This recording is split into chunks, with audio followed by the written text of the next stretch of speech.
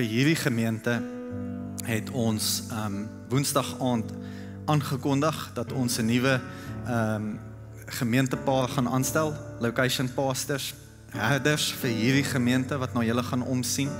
Hulle is al vir die afgelope 5 maande interim hier by ons en hulle doen 'n amazing werk. Hulle is so lief vir julle en hulle doen soveel moeite met een en elkeen van julle en ons het so lief geraak vir hulle.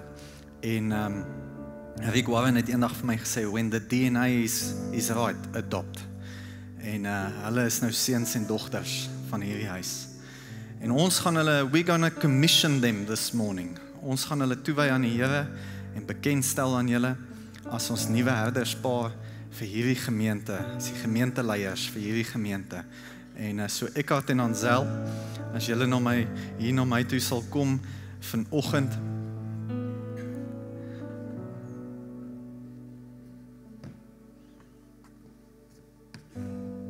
hy is ook my paddle partner vanmiddag. Ek wil vir julle twee sê, ek het baie lief geraak vir julle. In die laaste 5 maande het ons seker amper elke dag gepraat en ingecheck en ek het julle harte geleer ken. Ken julle daarom al langer as dit? Julle stap al 'n 9 jaar pad saam met ons. En langer as dit, Kruisvuurkamp ontmoet 11, 12, 13 jaar terug. So, dit is my voorreg vandag om julle te verwelkom in die huis as hierdie gemeenteleiers. Dit is 'n amazing voorreg wat julle het om hierdie gemeente te kan lei. Hierdie is die beste kerk in Suid-Afrika.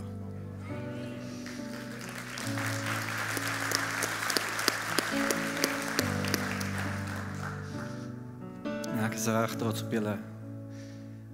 Die inspraak wat julle vat, die inspraak wat julle gee, die omgee, die liefde. En ek wil julle kom salf vandag as die leiers van hierdie gemeente. Ek wil ook vra Philip, Hanelie, hulle is deel van ons raad. Jacques het om verskoning gevra dat hy nie hier kan wees vanoggend nie. Maar as hier enige personeellid in die huis ook is vanoggend, wees van hulle is op kraamverlof, is amper verby. Maar en van hulle is by die kinders en van hulle hardloop. Vanoggend toe vra ek hulle om vir my 'n koek ook te gaan koop vir my preek, want so as hier enige personeellid in die huis is, wil julle nie saam met hulle hier kom staan en Philip, Hanelie asseblief. So enige personeellid wat in die huis tans in hierdie diens is, kom staan hier voor by ons. Maras, jy gaan jou hand uitsteek. Jy laat ons heilig klink. Net voordat ek hulle, ek wil net daai vrou, hierdie laaste 5 maande,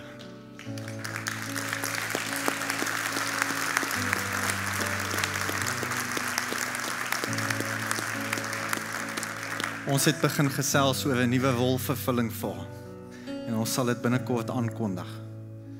Maar haar skouers het so breed geraak. Ek het letterlik die bal gevat en gegooi. Sy het gevang, die draai gaan skoor.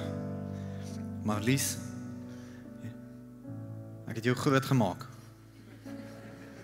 Jy was my tiener gewees. Ek is baie trots op jou, vir die vrou en die leier wat jy geword het. Jy doen amazing. En daar's groot dinge vir jou en Edouan in store. Julle gaan die wêreld skud. Julle gaan die wêreld skud. En ons wil vir julle dankie sê. Edouan, dankie.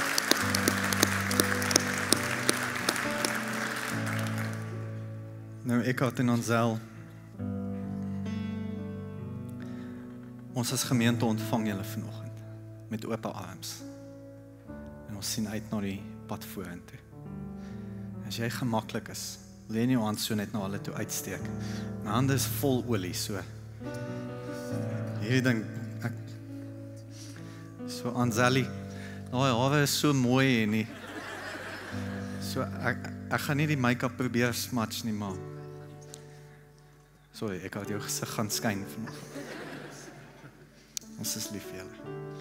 Steek jou hand so uit. Here, ons kom as gemeente en ons ontvang hierdie paartjie vanoggend as ons herders. We commission them this morning. Here, ons salf hulle vanoggend, Here, as ons leiers vir hierdie gemeente. Dis my gebed, Here, mag U kom en mag U hulle bonatuurlik kom versterk. Mag U hulle hande en voete kom sterk maak, soos wat hulle hierdie span lei, soos wat hulle hierdie gemeente lei. Here, die droom wat in U hart is oor hierdie gemeente, mag U dit aan hulle kom openbaar. Mag U hulle die volgende stappe gee. Here, ons kom bid nou vir die aanslag van die vyand op hulle lewe, op hulle kinders se lewe, en ons kom omvou hulle met U liefde en U beskerming. Hulle is U geseëndes en hulle is U gesalfdes en hulle is geroep vir 'n dag soos hierdie. Dankie, Here. En ons kom as gemeente en ons ontvang hulle in die naam van die Vader, die Seun en die Heilige Gees. En ons bid dit in Jesus naam. En almal sê Amen. Amen. Geef my so 'n drukkie.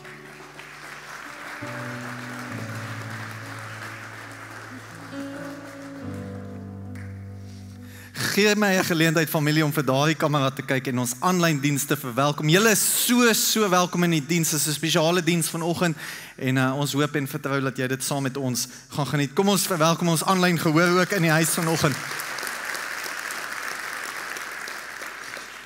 Nou, ons is in 'n 2 weke preekreeks wat ek wou gegaan het deur Romeine vers vir vers. En ek besef, ek gaan moet terugkom een of ander tyd, want ek kan nie Romeine klaarmaak nie, en veral vanoggend is teologies baie diep, en ek moet net my horlosie hier hou, want anders gaan ons daai vraggies, ons gaan daai 10 uur dienste inpreek, as ek nie vinnig hier deurkom nie. Ek wil verskoning vra wel van my kant af, dat jy nie 'n nota gaan hê op die skerm nie, behalwe my titel, want ek het my span weggevat en ons het niks gaan doen nie. Ons het so 2 span sessies gehad, maar ons het niks gedoen nie. En so ek het geen verwagting gehad vir hulle nie, en niks. So hulle het my preek eers gisteraand baie laat gekry. So daar's 'n titel, en ek dink hulle het goed gedoen net om daai skerm te design vanoggend vir ons. Maar so ek gaan vir jou lees, en as jy op die Bible app gaan, daar gaan nou nie notas wees nie, maar jy kan saam die Bybel volg, of as jy jou regte Bybel hier het. So ek wil vir ons lees uit Romeine 8 uit, en my titel is Pyn wat heerlikheid voortbring. Pyn wat heerlikheid voortbring. Pain that produces glory. Pyn wat heerlikheid voortbring. So ons gaan lees, en ek gaan vinnig lees. Vers 18. Want ek reken dat die lyding van die teenwoordige tyd nie opweeg teen die heerlikheid wat aan ons geopenbaar sal word nie. Want die skepping wat reikhalsende verlange op die openbaarmaking van die kinders van God. Want die skepping wag met reikhalsende verlange op die openbaarmaking van die kinders van God. Want die skepping is aan die nietigheid onderworpe, nie gewillig nie, maar ter wille van hom wat dit onderwerp het. En die hoop dat ook die skepping self vrygemaak sal word van die slawerny, van die verganklikheid tot die vryheid van die heerlikheid van die kinders van God. Want ons weet dat die hele skepping tesame sug en tesame in barensnood is tot nou toe. En nie alleen dit nie, maar ook self ook wat die eerstelinge van die Gees het. Ons sug ook in onsself in afwagting van die aanneming tot kinders, naamlik die verlossing van ons liggaam. Vers 24. Want ons is gered in hoop, maar die hoop wat nie gesien word nie, is geen hoop nie. Want wat iemand sien, waarom hoop hy dit nog?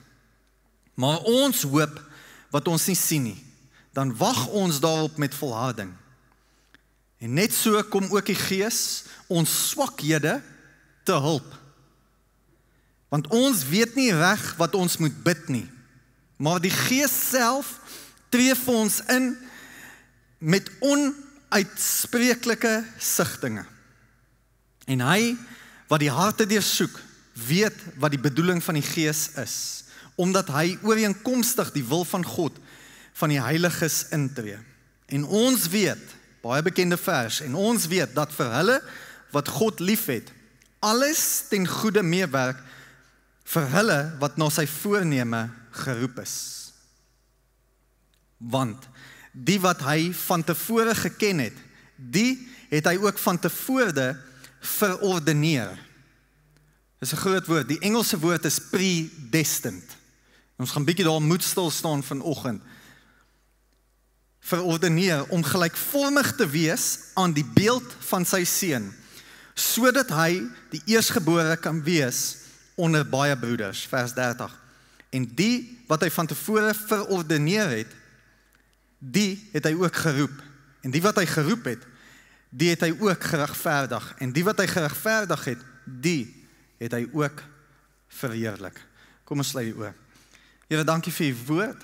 Dis my gebed, Here, mag u elke persoon hier kom bedien met u woord. Here, mag u gees die naprediker wees. Ons bid dit in Jesus naam. En almal sê, amen. Nou ek wil jou aanmoedig om hierdie verse in Engels ook te gaan lees, want dit stel die konteks so bietjie breër, want hier's baie hogere Afrikaanse woorde met baie erre in hierdie woord geplaas. Ek bedoel, die eerste 17 verse laasweek was nogals maklik. En toe kom Paulus en ewe skielik gaan hy baie dieper. En hy praat van predestined en hy het sulke moeilike woorde wat almal nie altyd verstaan nie. Maar ek hoop, omdat ons vir die 2 weke vers vir vers gaan, is dit partykeer vir my moeilik om vir jou 4 punte te gee, want ons gaan vers vir vers, maar dis al hoe ek my preek kan onthou is om vir jou 4 punte te gee. So ek het gaan 4 punte uitsoek uit hierdie vers uit vir wat ek vir jou kan gee. Maar ek wil begin met die volgende om te sê, het jy al ooit gevoel, jy sit vas tussen die pyn wat jy nou beleef en die belofte van wat jy weet kom. Jy's tussen die boom en die bas eintlik. Wel, dit maak nie sin nie, want die boom en die bas is nie 'n goeie plek in elk geval nie. Maar die pyn van, jy beleef pyn nou, maar jy weet daar's 'n belofte op pad. Jy weet daar's deurbraak op pad, maar jy beleef die pyn nou. Jy weet wat dit is om pyn nou te beleef. En die belofte van wat ook kan wees. Jy weet jy's in pyn nou. Jy weet alles is nie reg nie, maar jy weet daar's iets groters op pad. Jy glo nog steeds in God se goedheid. Maar jy het lyding. Maar jy hou aan bid. Jy wag in spanning vir die deurbraak, vir jou eendag. Maar jy hou aan stap. Al loop jy hinkepink. Ek het drama gehad as kind, so hulle het my geleer om hinkepink te loop. Verstaan, as jy nou moet loop, dan sê hulle net, maak of jy die klip optel. Verstaan, so jy moet net loop en so nou en dan 'n klip optel. Verstaan, ek dink ek het 'n B+ vir daai gekry, dit was nie eers 'n A+, ek het te lank lank dit probeer. Maar jy hou aan loop. Jy weet daar's 'n toekoms, jy weet daar's 'n belofte, jy weet daar's deurbraak, maar nou, tans is jy in die pyn. Jy's tussen die pyn en jou belofte. En hierdie gedeelte waar Paulus kom, waar hy getransisie het van laasweek tot en met vers 17, hierdie gedeelte kom hy en dis presies daar waar Paulus ons kom ontmoet en hy skryf hierdie gedeelte. Hy skryf dit vanuit hierdie perspektief af. Jy het nog nie die heerlikheid van die Here beleef nie. Jy het nog nie sy glorie beleef nie. Jy het iets daarvan geproe, want hy het gesê ons het so ietsie daarvan geproe, maar ons het nog nie alles geproe nie. Hy sê, maar jy's in pyn. Maar jy weet iets groters is op pad. En dis presies waar Romeine 8 ons ontmoet. Paulus, hier's wat hy nie doen nie. Hy ontken glad nie. Hy ontken nie die gewig van my en jou lyding nie. Hy maak dit nie af nie. Hy sê nie dit bestaan nie. Hy erken dit. Maar hy kom en hy kom herraam dit vir ons. He's reframing it for us. Hy kom gee vir ons 'n nuwe perspektief om na ons eie pyn en situasie te kyk. En hy sê dit en hy begin daarmee in vers 18. Hy sê, en dis my inleiding waarmee ek wil begin, hy begin, want ek reken. Ek reken. En daar's 'n Griekse woord, 'n spesifieke Griekse woord wat hy in daardie oomblik gebruik het. Hy sê, ek reken dat die lyding van die teenwoordige tyd, die pyn wat jy nou deurgaan, nie opweeg teen die heerlikheid wat aan ons geopenbaar sal word nie. So hier kom Paulus en hy sê ek reken en hy gebruik die volgende Griekse woord, is die Griekse woord logisomai. Logisomai, moet my vra om dit te spel nie, is Grieks vir my. Logisomai.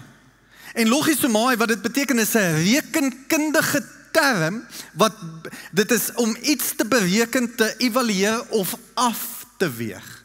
Nou ek wens ek het vir jou 'n voorbeeld gehad van die ou skaal wat jy gekry het, soos die regter skaal wat jy gekry het. En wat Paulus kom en hy sê ons pyn.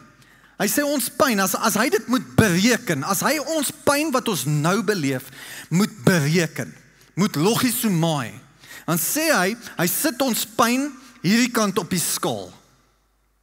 Hy sê, maar dan gaan hy en hy sê, en ek reken dat die lyding wat van die teenwoordige tyd nie opweeg teen die heerlikheid wat aan ons gaan geopenbaar word nie.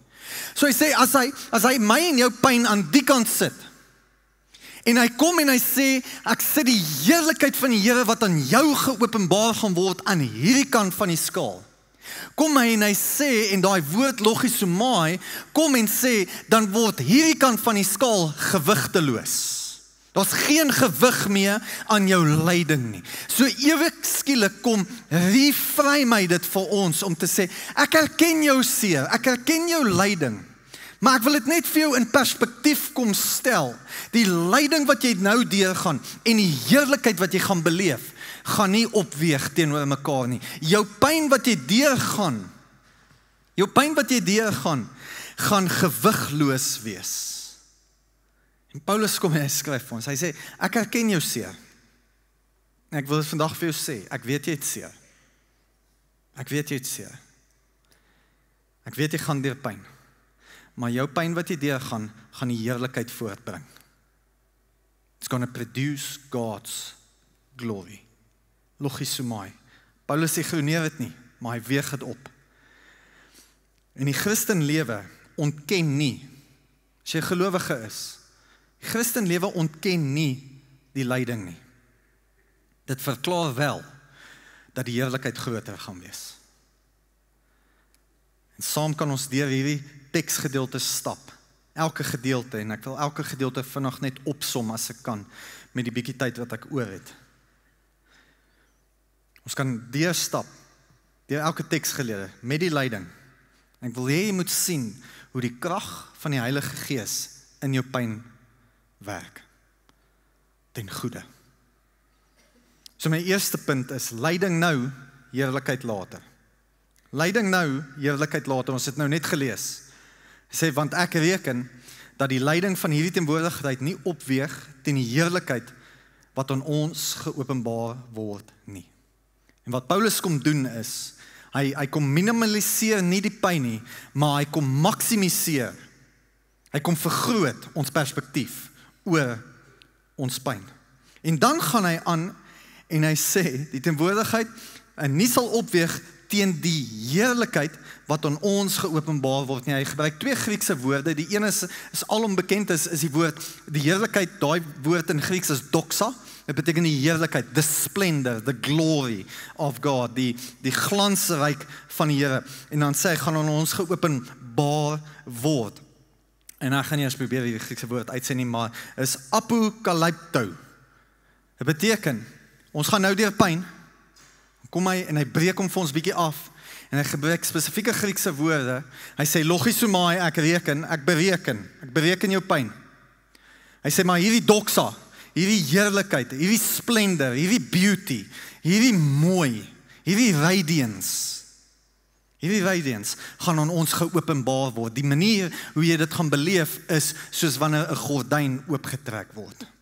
Jy gaan nou dalk deur pyn gaan, maar wat aan jou geopenbaar gaan word in hierdie proses, pyn nou, heerlikheid later, gaan soos 'n gordyn voor jou openbaar word, en jy gaan iets van die heerlikheid beleef. Die Gees beloof nie 'n lewe sonder pyn nie, maar hy beloof 'n toekoms vol heerlikheid. En dit is wat vir jou voorlê. Ek weet jy gaan deur pyn en ek is regtig jammer daaroor. But God's glory is going to be revealed. And it's going to be splendorous, wondrous, beautiful, radiant. Ek sê jammer as jy daai pyn gaan, my aanmoediging vir jou is, pyn nou, heerlikheid later. Ek dink aan Paulus, selfde hy skryf, want ons ligte verdrukking, en ek kan nie glo hy gebruik hierdie woord nie. Ons ligte verdrukking wat vir 'n oomblik is, dis 2 Korintiërs 4 vers 17, bewerk vir ons 'n alles oortreffende ewige gewig van heerlikheid. Paulus op hierdie stadium met skipbreek gelei. En ek dink ek het dit al van hierdie kansel gesê. Ek weet nie of jy daarvan hou om op die dam te dryf nie. Maar as ek nie die bodem kan sien nie, as ek nie kan sien, daar val my foon, en ek gaan hom kan uitduik. Ek is nie mal oor diepsee visvang, ek is nie mal oor om George te gaan roep, terwyl ek diepsee visvang nie, want dan moet ek kyk na, en ek kan nie die bodem sien nie, en dan, ek is nie gemaklik nie. Selfs op Witbankdam, nie gemaklik nie. High life jacket, nog steeds nie gemaklik nie, jy weet nie wat 'n baba gaan jou voet vang nie.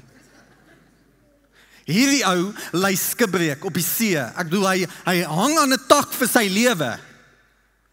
Hy kom en uiteindelik kom hy aan die kant, aan die oewer, en hy klim uit, en daar's slange wat hom pik, en ek bedoel, hierdie ou gaan deur hel, en hy sê, want ons ligte verdrukking. Jy moet jou kop lees, Paulus. Dit was nie so liggie. Maar hy het iets verstaan, want hy het dit reeds al gereken. Hy het reeds al die rekenkundige oefeningkie gedoen, om te sê, daar's groter goed op pad.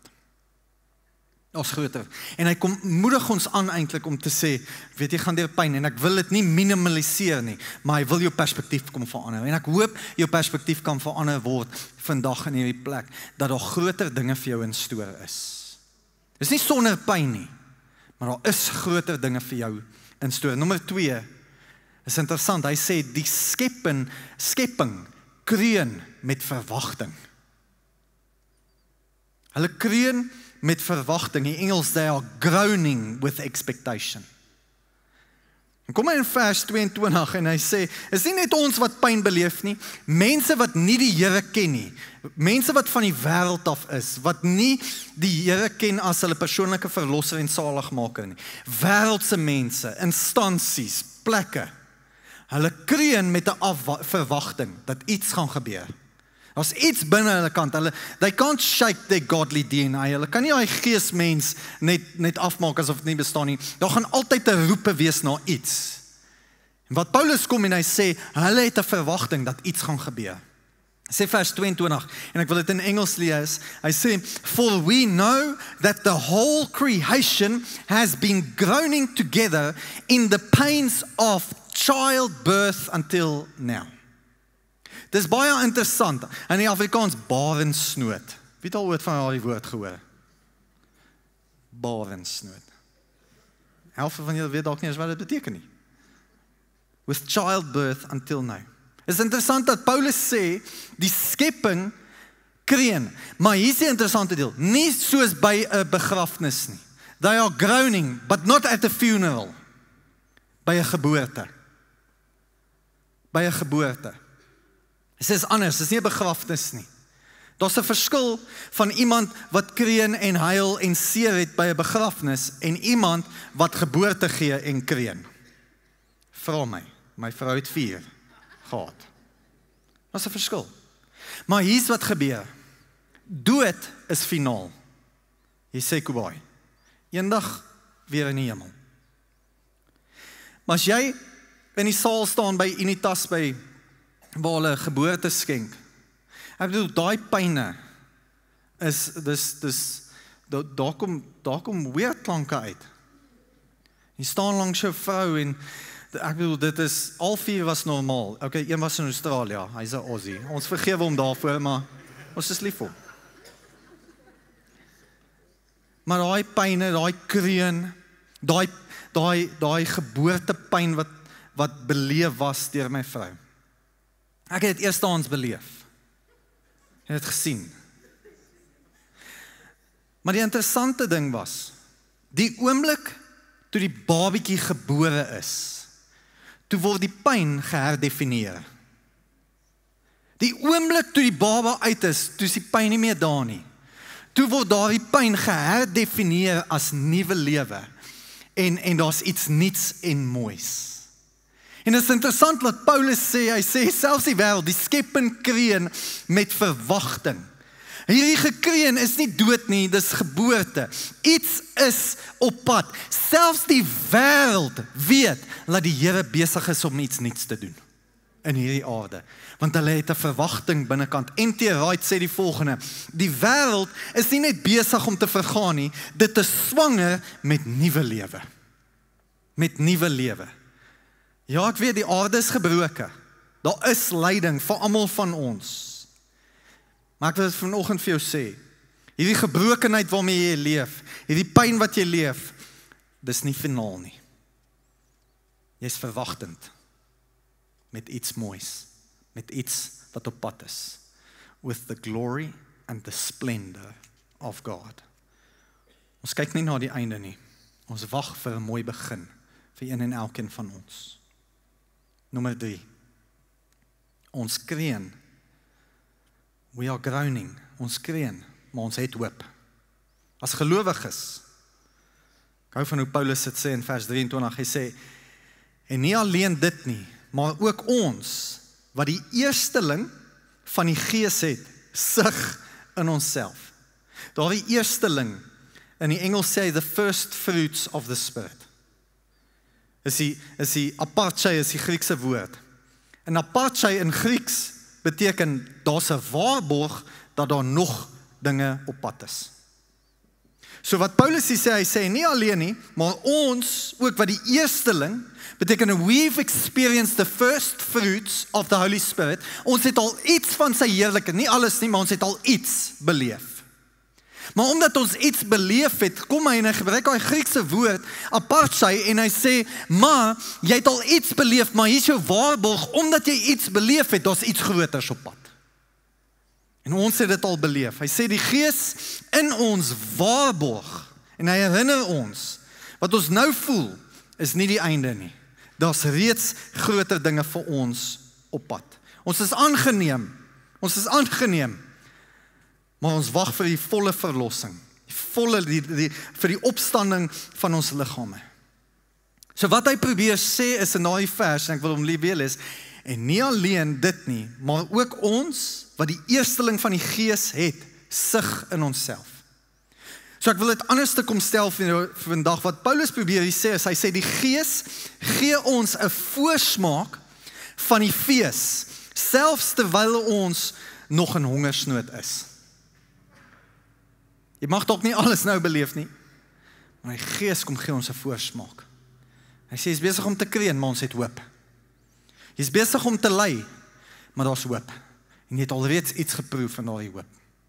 En dit hou ons aan, om aan te hou aanhou. En dan die mooiste vers, 'n vertroostende vers wat Paulus gebruik, vers 26 sê hy, net so kom die Gees ook ons swakhede te hulp. Hy help ons wanneer ons swak is. Nou hier is 'n Griekse woord wat baie interessant is. Hierdie Griekse woord vir hulp, gaan ek vir jou lees, dis die langste Griekse woord in my lewe. Hy gaan so, Paulus sê hierdie woord, die Gees kom ons te help. Sunatili la banumai. Probeer daai inspel. Hy kom gebruik die ewige, ek bedoel die woord is net help. Nou kom hy hierdie Griekse woord. Maar wat hy kom probeer skryf en vir hierdie mense wat hier eerste gelees het in die Grieks, kom hy en hy sê net so kom die Gees ons swakhede te hulp. En hy gebruik daardie lang woord. Want daardie lang woord beteken die volgende. Hy sê dit beteken om saam vas te vat en dan jou te help. So wat hy sê is, as jy struikel, as jy sukkel, kom Paulus en hy sê die Gees kom, net so kom die Gees om ons swakhede te help. So hy moedig jou nie net aan om jou te help nie. Hy sê nie, kom, you can do it, you can make it, come on, get up. Hy sê nee, hy kom en hy vat ons en hy help ons sodat ons die heerlikheid kan beleef. En dis 'n baie vertroostende vers, want die Here kom en dan gaan hy aan en ons het dit gelees, selfs as ons nie eens weet wat om te bid nie, weet die Gees wat om vir ons te bid. Want hy gaan na die Here toe en hy kom en hy beklei vir ons. En hy sê, daai is Elwin. Hy kan nie erg lekker sê nie, so Here, jy gaan hom nie mooi verstaan nie. Maar kom ek sê u wat hy eintlik bedoel. Het laat my dink en ek moet begin afsluit, maar ek preek nou te lekker. Het laat my dink aan 'n storie, ek was 21 gewees, toe was ek nog 'n jeugwerker gewees in die moord van Pretoria. En toe op 'n stadium, toe is en ek moet hierdie vinnig vertel, my tyd is uit. Toe op 'n stadium, toe's die juffrou wat toerisme gee, is met 'n drieling swanger. Nou voordat ek teologie gestudeer het ek eers vir 2,5 jaar onderwys gestudeer en toerisme was een van my hoofvakke en ek love it, al die plekke, ek wil nog Machu Picchu gaan sien in Peru en ek wil die Masters eendag live gaan kyk op Augusta. Ek wil Monaco Grand Prix wat vanmiddag 3 uur wegspring. Ek wil dit op 'n yacht eendag gaan kyk, bucket list. So ek wil al die Franse Riviera gaan besoek en ek ken al die besieningswaardighede, Christ the Redeemer. Ek kan nie wag om eendag daar te staan in Brazil. So ek's mal daaroor. Hierdie juffrou gaan af op kraamverlof en ek was die jeugwerker. En die hoof roep my in. Ek's 21 en hy sê jy moet nou kom skool gee vir die matrieks. Ek sê 21. Almal wat in die vertrek vandag sit, weet, as jy 21 is jy nog steeds 'n tiener. Jy het net bietjie groter geword, maar jy wil nog steeds skattekaart aanvang en nonsens in elk geval. En hulle het in daardie tyd het hulle dit genoem PAT-take. Ek weet nie waarvoor die PAT staan nie, maar dit was PAT-take. En hulle moes 'n taak uitwerk oor dit, hulle moes 'n toergroep gevat het en alles uitwerk, die kostes bereken het, die hotelle geboek het, booking references, die vliegtuigkaartjies. En dit was my regtig boring. Want hoekom wil jy so iets uitwerk as jy nie daarop kan gaan nie? Ek bedoel, dit is, jy maak jouself lus en jy mag dit nie eens gebruik nie.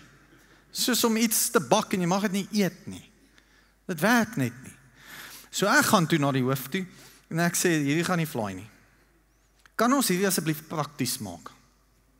Ons sit 'n toer by mekaar, die goedkoopste toer kies ons en ek vat die tieners wat wil saamgaan saam met my. Hy besluit toe is weg. Ek bedoel, praat van due diligence. So hier's ek, 2 ouers wat niks met die toergroep uit te waai het nie, 1 ander onderwyser, my ma, wat ook niks met die toergroep uit te waai het nie, ek en 51 tieners op 'n vliegtuig. En toe is al 'n bietjie fout, so 7 van ons moes met Lufthansa gevlieg het, die ander moes met Air Ethiopia gevlieg het, want die tieners moes die taak uitwerk, so hoekom kies julle hierdie goedkoop leeglewerrye? In elk geval, hulle het toe in Ethiopië geland, ek het in Lufthansa gevlieg en ons ontmoet mekaar by die hotel eventually. Ek ook by Charles de Gaulle in Frankryk en ons toer te lekker. Ek het op 'n stadium 'n dogtertjie verloor in die subway. Ons het haar teruggekry. Ek is bly daaroor. Dit was chaos. En so is ons op 'n oornagtrein. My ma natuurlik, sy is risk adverse, sy het gelees oor almal wat steel op daai trein van Frankryk af Italië toe. So sy het nie geslaap nie, sy het gepatrolleer. Kyk wie steel die sakke. Ons is ook gewaarsku. In Florence, toe ons daar aankom, ek bedoel, ons eers die leende toring van Pisa, daar fotootjies geneem, en toe gaan ons Florence toe, David statue, beautiful, al die slotte, al die paartjies wat daar is, maar is besig. En die toeragentskap het ons gewaarsku. 2 goed, pickpocketers, en moenie jou paspoort verloor nie, anders deporteer hulle jou. Ek bedoel, in hindsight, dit is nie die realiteit nie, maar ek bedoel, wie gaan nou weet, jy het nie jou paspoort aan jou nie. Ek bedoel, maar ek was naïef en 21. En so in Florence, steel hulle, pickpocket hulle een van die ouetjies, van die seuns, se paspoort. Wie dra jou paspoort in elk geval saam met jou in Florence? Maar dit is so wees, hulle steel sy paspoort en sy geld en wat ook al, en ek gaan in 'n panic mode in, want hulle gaan hom deporteer, en hierso is dit is chaos. So ek reël toe, as toerorganiseerder, los ek daar die 50 studente, tieners, saam met my ma, wat niks met die toer uit te waai het nie. 1 juffrou en 2 ouers wat niks met die toer uit te waai het nie. En ek sê, klim julle op die bus. Dis 4 ure met die bus, Rome toe. Ek kry 'n privaat taxi saam met hierdie seun, Rome toe. Ek gaan ambassade toe. En so bel ek 'n tannie wat ek nou kontak gehad het deur die skool, sy werk by buitelandse sake, en ek kom by die ambassade aan, en is gesluit. Niemand daar nie. Ek begin bid. Here, U moet my help, hierdie Griekse woord. Ek het meer as hulp nodig. Want as hierdie seun nie kan terugvlieg nie, hoe vlieg ek met al die in huis toe? Hulle is op 'n bus alleen op pad terug Rome toe, ek moet hulle nog vang, hierdie moet vinnig gebeur. En ek bel die Tanya in buitelandse sake, ek sê hier's chaos. Sy sê okay. Sy sal reël met die attaché of wie ook al en die sekretaresse, hulle sal jou ontmoet by die ambassade, gaan jy solank polisiestasie toe met hierdie seun en jy moet 'n affidavit kry. Jy moet 'n affidavit gaan aflê oor wat gebeur het. Kom by die polisiestasie in Rome, die een om die draai van die ambassade, kom daar, good morning, I need your help. Oh, geen Engels nie. We don't speak English. Zult, nul, net Italiaans. Here, ek het hier nodig. Jy moet iets doen. Ek weet nie om Italiaans te praat nie. Uiteindelik praat ek in Afrikaans. En die een ou stop my en hy sê, German. Ek sê, nee, but bring the German. Hulle kry 'n polisieman wat Duits verstaan en ek kan nie Duits praat om my lewe te red nie. Nou moet ek vir hom verduidelik in Afrikaans en sy Duits so stadig as moontlik wat gebeur het, dan moet hy dit neerskryf. Ek sê, Here, asseblief help my net in hierdie proses. Nou, ek kan nie Duits praat nie, maar ek het gewonder, as jy net 'n EN aan die einde sit, dalk klink dit soos Duits. So ek praat baie stadig en ek sê, en ek begin dit uit te acte, ek sê, pickpocketer, gesteel in, paspoort in, weg in, toesluit in, huil. Hy skryf, stamp, affidavit, kom by, ek dink hy was die attaché Levi Lesoufi, wat op daai is om my verwelkom ons in, ek kan dit nie glo nie, ek stap in die ambassade en hy sê, welcome to South Africa. Ek loop al in, daar's vir ons boereworsrols reg, Marie beskuitjies, ouma beskuit, koffie, tee, ek het vir hom gesê, ek hou nie van Frisco nie, maar daar was Frisco, so, voel of ek in die hemel is. En ek handig om die affidavit, en hy sê, kom ek kry hierdie net duidelik. Hy sê, 'n pickpocketer het gekom in Florence, en jy het nie geweet nie, maar hy het jou paspoort uit hierdie ou se sak uitgesteel.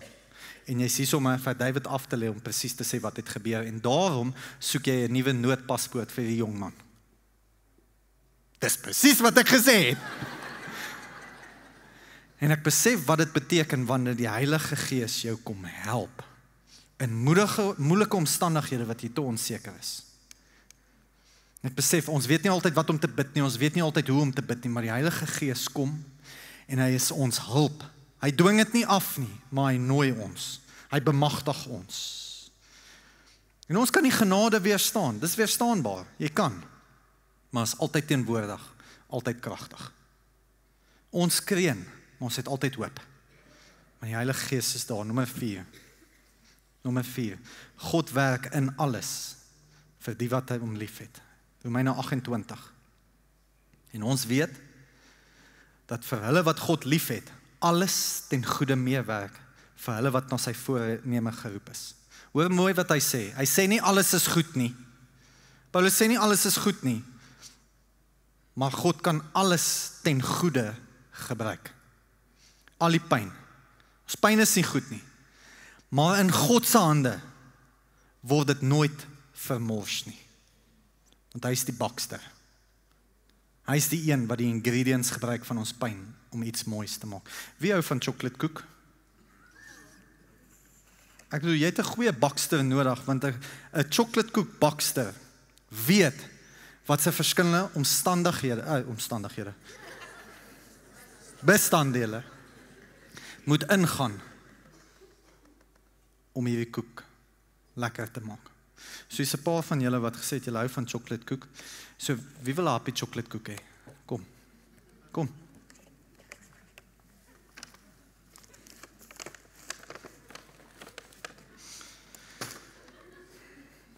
Jy gaan jou mond oopmaak en jy gaan kakao powder. Hoekom gaan jy terug? Kom hierso.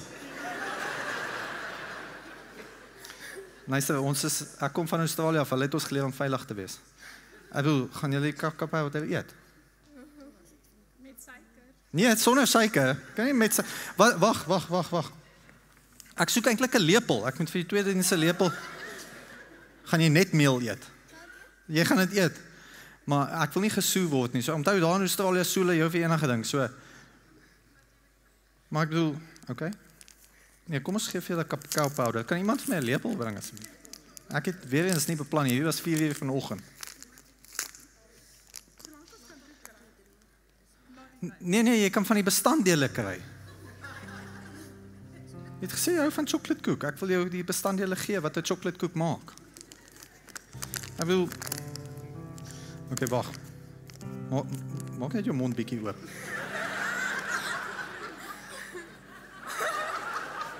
Okay, daar is jou chocoladekoek. Wie se ouers is die? Waar is die ouers? Ek wil net full disclosure, nee. Okay, ons gaan net hier stop. Dankie. Sorry, sissie. Daar is jou chocoladekoek. En daar is jou chocoladekoek. En ek bedoel, daar is jou wil jy kakao powder hê? Happy. Wil sien, julle wou kom ons gee julle 'n lekker cheer, julle. Ek gaan vir julle chocoladekoek na die tyd gee, okay? Luister. Weet jy hoe bitter is hierdie goed? Ek het eendag gesteel uit my ma se kas uit en gedog het gaan lekker wees en dan dit maak. Daar's 'n chocoladekoek al op. Hierdie goed is so bitter soos wat kan kom. En wat die woord sê is, en ons weet dat God, die wat God liefhet, alles ten goeie meewerk. Jou pyn is nie goed nie, kerk. Jou pyn is soos hierdie kakao powder, is nie goed nie, dis bitter, seer, dit is smaakloos, soos hierdie, dit gee niks plesier in ons lewens as ons dit net so eet nie. Maar jou pyn in die hande van die bakster van die baksters, van die koning van die konings, kom hy en hy sê, dis nie goed nie, maar as ek dit bymekaar voeg, kom maak ek iets moois van dit wat jy deurgaan. Van die pyn wat jy deurgaan, die pyn. Hy mors nie ons pyn nie, want ewe skielik kom hy en met die regte bestanddele, met jou pyn saam met en die vuur wat jy deurgaan, die oondvuur, kom hy en hy sê, maar eintlik gaan ek dit ten goeie meewerk en daar gaan iets beautifuls kom, iets lekkers, iets soets, iets smaaksvols. Hy sê, God werk in alles vir die wat hom liefhet. En in God se hande wil ek vanoggend vir jou sê, jou pyn word nooit vermors nie. Dan laastens, God se doel aan almal aangebied deur geloof ontvang. Hy het 'n doel vir jou. Sy doel word aan jou aangebied. Aan almal van ons. Maar jy moet dit deur geloof ontvang en ek wil hier in die Engels lees en net vinnig verduidelik. En dan moet ek afsluit. Romeine 29:30 For those, hoor mooi, whom he foreknew. Engels woord, foreknew. He also predestined to be conformed to the image of his son, in order that he might be the firstborn among many brothers. And those whom he predestined, he also called. And those whom he called, he also justified. And those whom he justified, he also glorified. Hier is gevaarlike terrein, want ek weet nie waar jy staan vanoggend nie. Want as jy na die protestante kerke kyk van waaruit ons vloei, is daar twee branches ook. Calvinism, Calvin en Arminianism. Daai woord.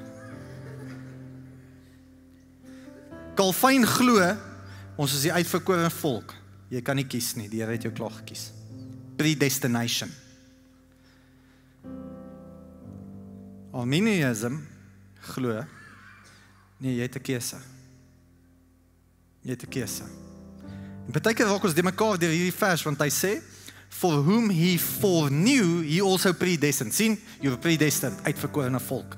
Luister, ons boere, en ek wil nie ons boere afmaak nie, ek is patrioties, baie. Ek is lief vir ons taal, lief vir ons land, lief vir ons mense. Maar ongelukkig het ons in hierdie verval, Hulle dink ons is die uitverkore volk. Jy gaan teleurgesteld wees in die hemel. Want dit gaan alle nasies wees. Hoor wat sê hy, ek wil hê jy moet dit mooi hoor, want ons zoom in daai woord, hy sê, for those who he foreknew. Die Griekse woord foreknew is prognoskou, om vooruit te weet. Dit verwys na God wat vooruit sien, wie vrylik gaan kies.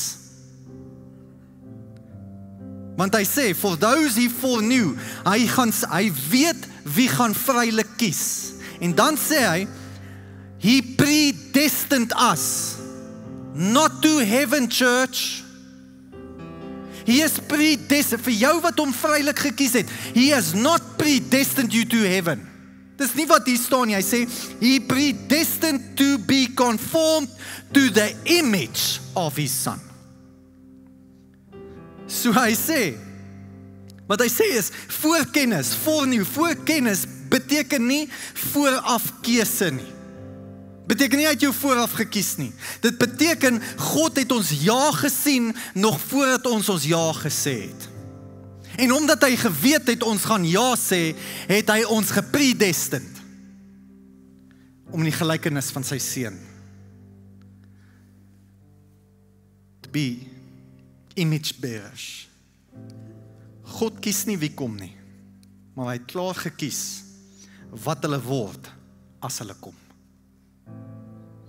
Klaar jou gekies wat jy gaan word. 'n image bearer. Wat Paulus sê is, die wat hy verordeneer, those who he predestined, roep hy. Soos jy ja gesê het, jy die beeld van Christus aangeneem, en hy roep jou. Jy is geroepe. En die wat hy roep, word geregverdig. We are standing in righteousness with God, in right standing. En die wat volhard in Christus sal verheerlik word, opgewek, vernuwe, herstel. Verlossing, kerk, is nie 'n draaiboek wat God ons dwing om uit te voer nie. Dis 'n storie waarna ons nooi om in te stap. Hy weet wat jou keuse gaan wees. En omdat hy reeds geweet het, dan weet hy in wie se gelykenis gaan jy gemaak word. Herskep word. So hier is waar ons staan. Ons gaan kreën, skepping gaan kreën, maar is nie sonder hoop nie. Ons het die Heilige Gees in ons wat ons gaan help. Hy gaan ons help in daai pynvolle situasie. Maar daai goed wat jy deurgaan, daai bestanddele wat jy tans beleef in jou lewe, daai seer, kom die Here en hy gebruik dit as iets moois. Hy sê, as jy gaan volhard, gaan jy my heerlikheid beleef. Dus moet nie opgee nie. Hou aan stap. Moet nie stop by 6 nie. Hou aan loop. Gee die Here die heerlikheid en die eer daarvoor. Want hy gaan vir jou iets moois bring. En jy gaan die glorie van die Here beleef in jou lewe. Kom ons sluit die oë. Here, dankie vir u goedheid en guns en dankie vir u genade. Dis my gebed vir elke persoon hier wat deur pyn gaan. Here, dankie dat u vir Paulus gebruik om dit vir ons te herraam, anders te maak. En ek bid, Here, mag hulle u hulp beleef. Mag hulle u hulp beleef. Mag ons beleef hoe u ons optelling saamvat deur hierdie proses. Maar dankie, Here, dat u alles ten goeie meewerk. Vir die wat u lief het. En ek bid, Here, vir elke persoon hier, mag hulle weer die liefde vir u ontdek, sodat alles vir hulle ten goeie kan meewerk. Ons bid dit in Jesus naam. En almal sê, amen. Die band kan maar opkom. Vir jou wat aanlyn gekyk het, dankie dat jy aanlyn ingeskakel het. Ons vertrou dat jy hierdie diens saam met ons geniet het. En as jy enige hulp nodig het of gebed nodig het, op ons webtuiste is daar 'n skakel wat jy kan skakel. Ons sal graag met jou pad wil stap. Bless you.